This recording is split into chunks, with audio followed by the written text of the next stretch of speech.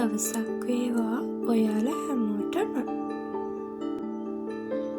අද මම ඔයාලට අරගෙන ආවේ ස්වභාව සෞන්දර්යයෙන් අනූන පරිසරයක පිහිටලා තියෙන ඓතිහාසික රජමහා විහාරයක් ගැන.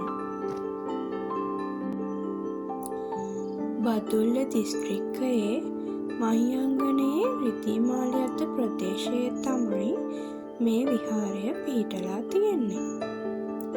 ක්‍රිස්තු පූර්ව 234 පමණ ඉදිකළ යයි සැලකෙන ඓතිහාසික නාගදීප රජමහා විහාරය තමයි මේ විහාරය. ඉතා දීර්ඝ ඉතිහාසයකට උරුමකම් කියන මෙම විහාරය දෙවන පෑතිස් රජතුමා විසින් අශෝක අධිරාජයාගේ කාලයේ ගොඩනගපු බවට තමයි සාක්ෂි හමු වෙලා තියෙන්නේ.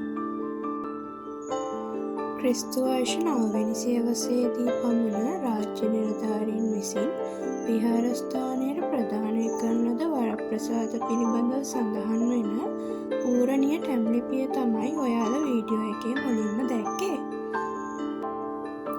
මේ ඔයාලා දකින්නේ අෂ්ටඵල රුක් බෝධීන් වහන්සේ. මේ බෝධීන් වහන්සේට මල් පහන් පුදා නම් ප්‍රාර්ථනාවක් කළ විට එය ඉෂ්ට වන බවට තමයි ජනප්‍රවාදයේ සඳහන් වෙන්නේ. මේ පුදබිමේදී අපිට චෛත්‍ය දෙකක් දැක ගන්නට පුළුවන්.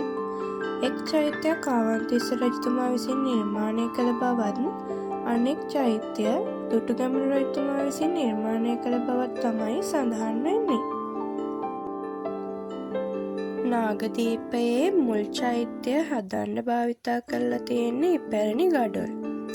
අඩි 50ක් විතර වෙන උස ඇති මෙම දාගැබ කටාකාර ස්වරූපයක් තමයි දරන්නේ. මෙම පුදබිම නාගදීප වැව ආශ්‍රිතව තමයි පිහිටලා තියෙන්නේ.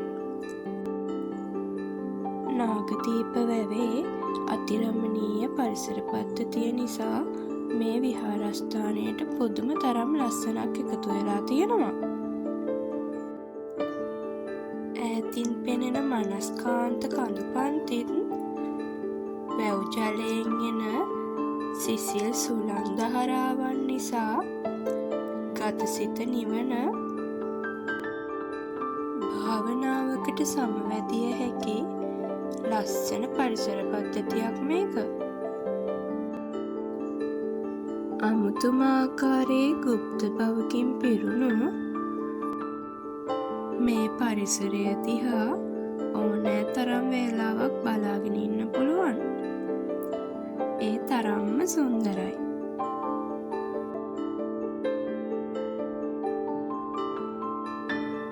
මේ ස්ථානයේ වැව නම් ගොඩාක් ගැඹුරු බව තමයි පේන්න තියෙන්නේ. වචනයෙන් කියලා ඉවර කරන්න බැරි තරම් මේ තැන හරිම සුන්දරයි. මේ වෙනකොට නාගදීප වැව ආශ්‍රය කරගෙන ගොවි ජනපද ව්‍යාපාරයකුත් ක්‍රියාත්මක වෙනවා කියලා තමයි දැනගන්න ලැබුණේ. නාගදීප පුදබිමේ නමින්ම මෙම වැව නම් කරන්නට ඇති කියලා අපිට හිතන්න පුළුවන්. අපි දැන් යමු නාගදීප විහාරයේ තියෙන අනෙක් චෛත්‍ය රාජානන් වහන්සේ බඳ පුදා ගන්න. මෙම චෛත්‍ය පිහිටලා තියෙන්නේ මදක් උස්බිමක. එතැනට ළඟා වෙන්න ගල් පඩි පේලියකුත් හදලා තියෙනවා. ඔයාලා මේ දකින්නේ ඒ ගල් පඩි පේලිය. ඔය ඉහතින් තියෙන්නේ ඒ අනෙක් චෛත්‍ය.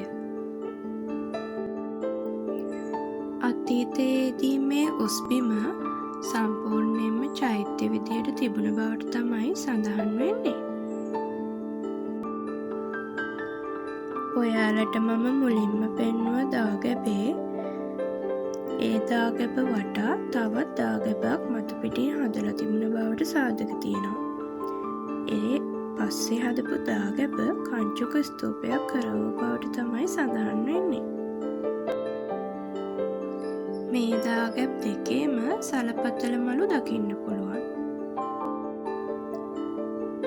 පුදබිමේ විහාර මන්දිර දෙකක් තිබුණු බවට තමයි සාධක තියෙන්නේ. එක් විහාර මන්දිරයක් දැනටත් දැක ගැනීමට හැකිවුවත් අනෙක් විහාර මන්දිරයේ පොළොවට යට වී ඇති බව තමයි සඳහන් වෙන්නේ. ඉතා පැරණි නටබුන් රාශියක් මෙම පුදබිමේ දකින්න පුළුවන්. ඔයාලත් ඇවිල්ලා වැඳ පුදා ගන්න. ලංකා ඉතිහාසයටම